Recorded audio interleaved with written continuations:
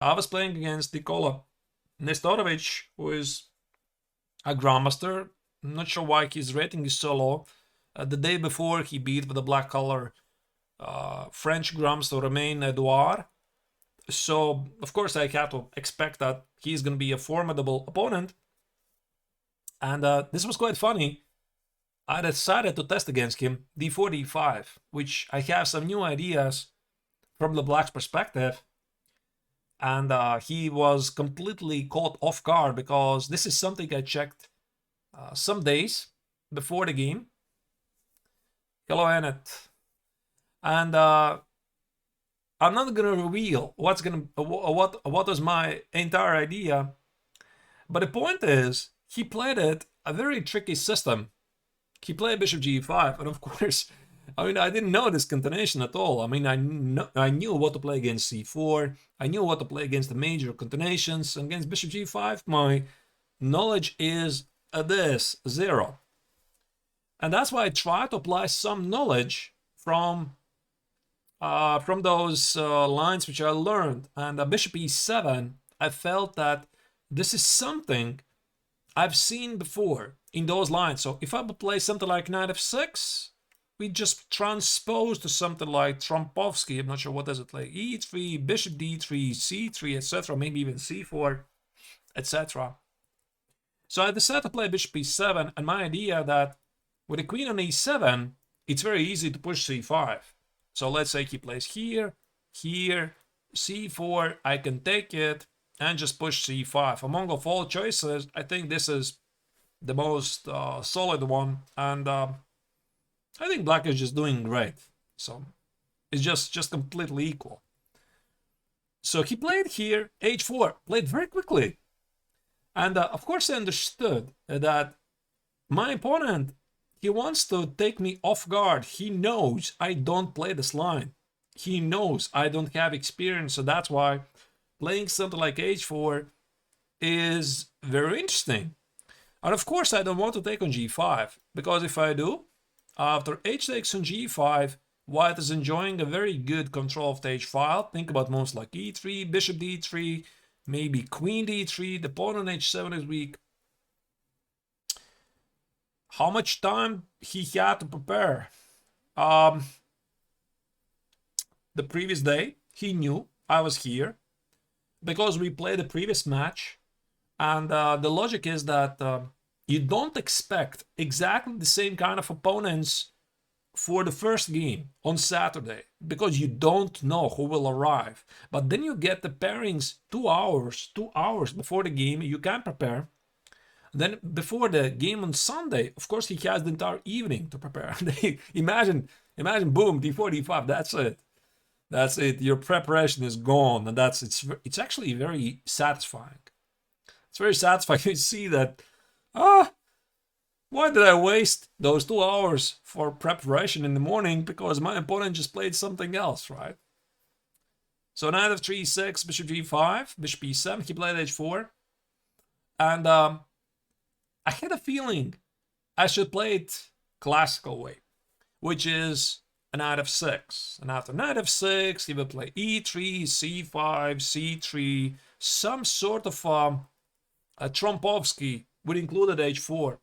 And I'll tell you honestly, of course, I have no deep understanding of the Trompovsky because I don't play this line at all. I just played it for the first time. So I tried to improvise from the start. And that's why I played h6. And the idea here is that if he takes it, we get to the same position, which I know. And of course, he didn't take it. He played bishop f4. And now I start to think, oh my goodness, why did I not even invest 5 more minutes on this position? Because now I realized that including h4, h6 sort of favors white. And why is this? Because he's gonna play at some point knight e5, and I'm gonna get rid of this knight with f6. Obviously, there's a g6 weakness. So I decided to challenge his center right away. So I had a very deep think here, something like 20 minutes, because I tried to understand, can I challenge the bishop on f4? I was thinking about bishop d6. So if he takes it, I take with the queen, and we transpose the same ideas, except the queen is not on e7, it's on d6. I push c5.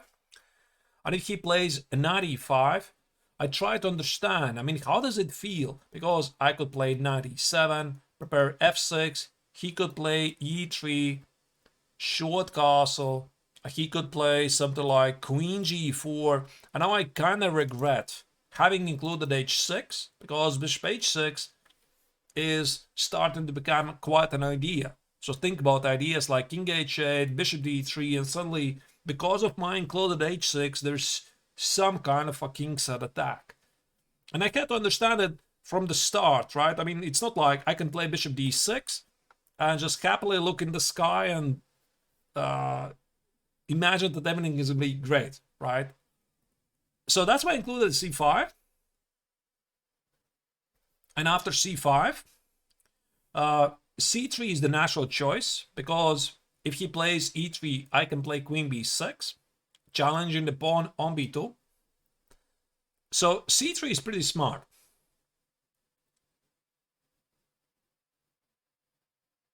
Could I play bishop e5? You mean here? And now play f6. Yeah, but then my king is weak. Think about moves like bishop g3, knight e7, maybe something aggressive like... I'm thinking about e4, maybe knight c3, e4, queen d2, long castle. I'm not sure. Not sure. Maybe. I felt that I have created too many weaknesses at the king side to give away my darks by bishop just like that. So I want to trade it for the bishop and not for the knight. So I decided to start with c5. Now, after e3, queen b6, I'm attacking this pawn on b2. And now after c3, I don't want to play queen b6, because he plays queen b3. And typically, these positions are almost always in favor for white.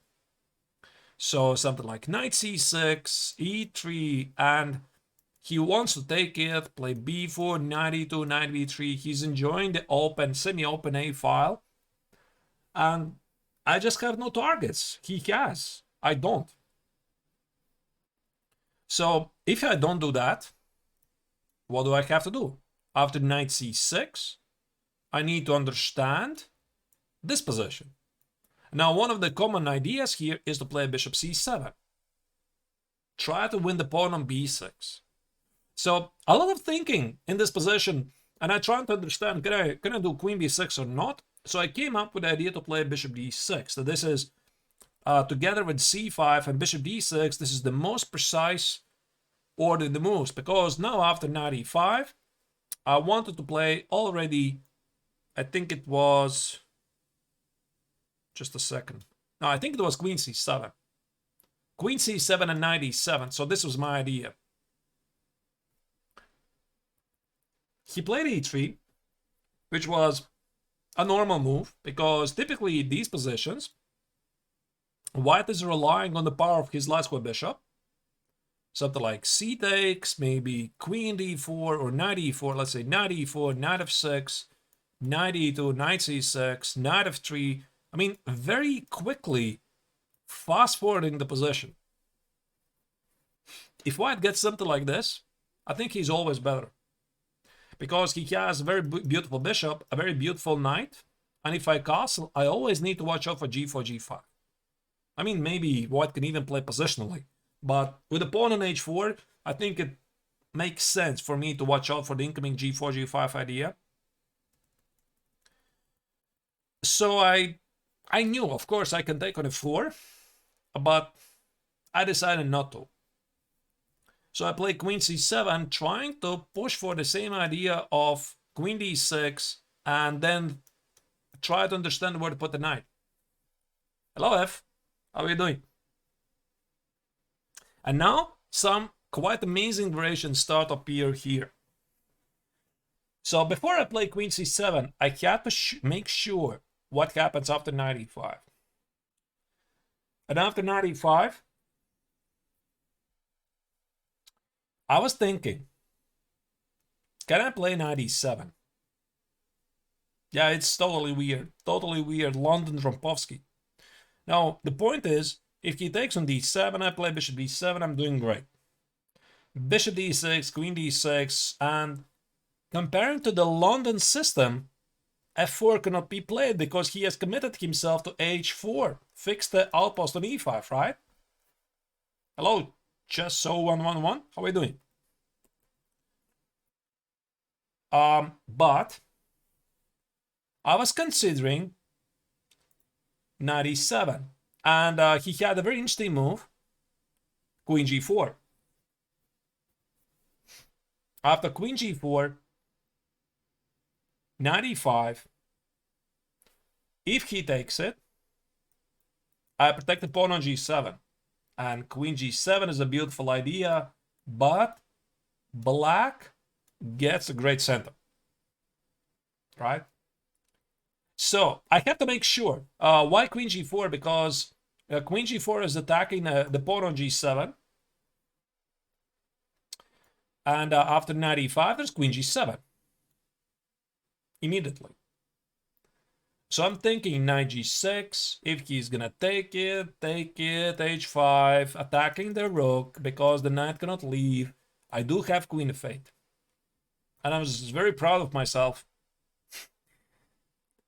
But I very quickly realized he's not obliged to take. He can play h5 right away. And, you know, the more I looked at this position, I realized this is a mess. Because if I take on f4, he takes on f8, on h8. The knight is under attack. I play king f8.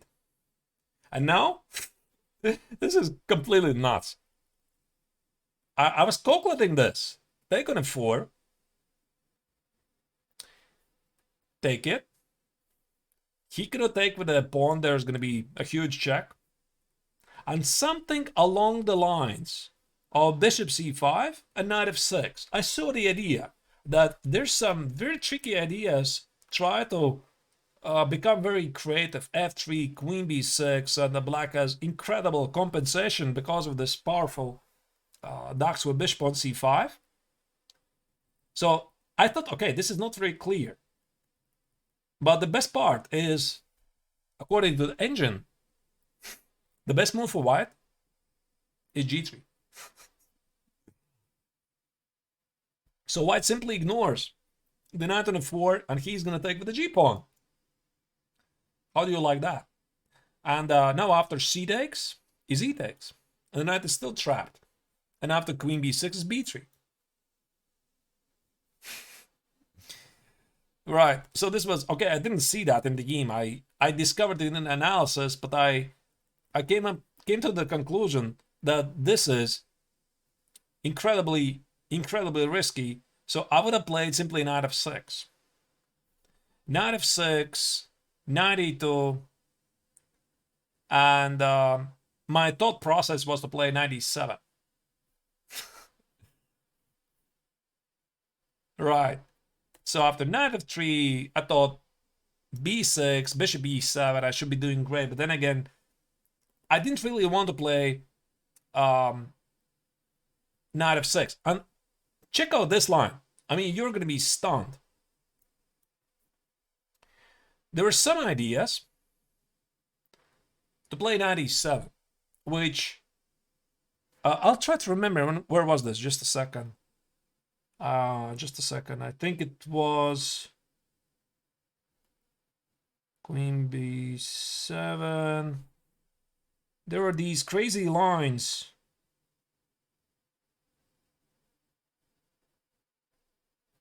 Just a second. Bishop d6, e3, queen c7, knight e5. Yeah, here. I think it was here. And after queen g4, this is what I didn't like. Yeah, I think it was here. Can you guess the best move for black? So he's attacking the pawn. Knight f5 could be some problems with bishop d3. There's something hanging, and not really sure. I cannot play f6. There's going to be queen h5 check. Or queen g7 for that matter. He castles short. I mean, I can castle short. And after bishop h6, knight f5. Now this, for me, this was a big revelation because I was like, what on earth is this? Because after knight f5, I sacrifice a pawn. And after bishop f4, I think it was c takes, e takes, and knight c6. And black gets incredibly dynamic because after knight c6, there's bishop takes on f4. Yes, totally counterintuitive, totally. I mean, I didn't even look at this, right? So that's why I was thinking about this idea. That's the reason why I was delaying the decision to play knight f6 or knight e7. That's why I played here bishop d6, so that I keep this option to play knight e7 at some point. So I'm not committing myself to knight f6. But I felt with the inclusion of h6 and then play f6, it feels weird, right? So if he would have played knight e5, I would have played knight f6. I tell you honestly, I told him after the game that I would just accept that my idea of knight e7 doesn't work because of queen g4. So I cannot do. By the way, yeah. Also, I was looking at this, but this is just nuts, right? There's a huge attack going for white, and right, and the craziness continues because after queen g4, if I would castle, white plays bishop d3, right? And now the question is, how do you continue? And the simple question is f6, ignore the threats. Okay, this idea obviously is clear because the bishop is attacking the queen. But after bishop h6, it's still knight f5. Okay, I mean, I'm going to remember that. I'm going to remember this idea because absolutely, I think there will be more games with a similar idea. So for me, this was an eye-opener. This was over the board a classical game. I obviously know the pawn sacrifice motives, but not this one. Walking directly under attack. And, oh wait, I think there was another idea. Here, queen g4, short castle, bishop d3. What was it? Try to remember. C takes, e takes, and knight g6. Or maybe not here. Yeah, maybe not here. Because after knight g6 takes, there is some sort of a counterattack. Okay, but listen, it's ridiculous. I guess I didn't copy the entire analysis, but this idea of queen g4 castling short, it's not. But what happened in the game? Yeah, he didn't play it. He played bishop d6. I played queen d6, and he took on c5. And after queen c5, queen d4, he offered the queen trade, and of course, I had no choice. Because queen f8, he's attacking my queen on c5, he's attacking the pawn on g7. Queen f8, e4. What on earth is my queen doing on f8? So, it's not really like I can play this position for the win. So once again, right, you want to trade queens, sure. And I think this was the last moment for white. If he wants to play for the win, he has to play e takes on d4, but this is going to be a double-edged decision. Because normally, this kind of position, white enters with the queens on the board. And this is the exchange Caracan. How do I know this? I have written a database on that myself, from the white's perspective. So the bishop is on d3, queen is on d1, knight e5, queen something, try to organize a kingside attack. This is quite dangerous. But without the queens, this is, for black, a very typical easy counterplay at the pawn minority. Organize b5, b4. Okay, obviously not right away, but think about most like knight f6, knight c6, bishop d7, rook b8, b4, a4, b5, a5, b4, etc. at the right moment. And the question is, how exactly the white's move h4 helps?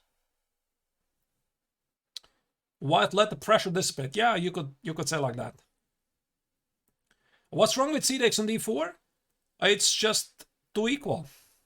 That's why. I mean, I'm telling that if white is looking for a bigger fight, he has to take e takes on d4 and try to get a different pawn structure, which is not symmetrical. But c takes on d4, despite the fact that white still has a slightly better bishop, it's too equal. Thank you, Atomic Morphe. Appreciate that. Thank you for your sub. And he still has the better bishop here, but the position is symmetrical.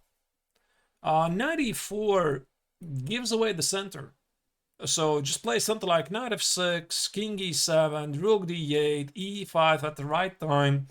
So black is going to take the center, and the question is, what did white get out of it? Nothing. So normally you want to establish some sort of control of the center. So it's really between c takes and e takes. And like I said, e takes would be normally with the queens on the board a great idea. That's why he felt that probably e takes on d4 is going to be slightly risky. He took on d4. And for me, this was sealing the game right away. Because I knew that I'm never going to lose this game here. So I just play knight f6, knight e5, and bishop d7. Very nice idea.